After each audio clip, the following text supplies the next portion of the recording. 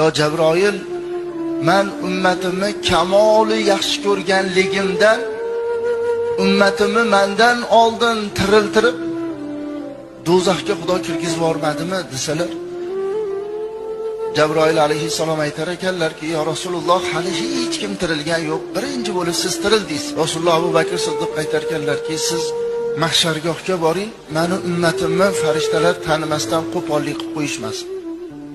Yo Umar, siz Sirot ko'pirigiga boring, oyog'i toyilib biror ummatim jahannamga tushib ketib qolmasin. Yo Ali, siz do'zaxning eshigiga boring, biror bir ummatim do'zaxga kirib ketib qolmasin. Yo Usmon, siz tarozini oldida turing, Alloh taolo meni ummatimdan birortasini do'zaxga hukm qilsa kechirishligini siz so'rang, siz so'ragan narsani Alloh taolo bermaslikdan uyatadi deb 4 ta sahobani 4 ishga mas'ul qilib qo'yar ekanlar.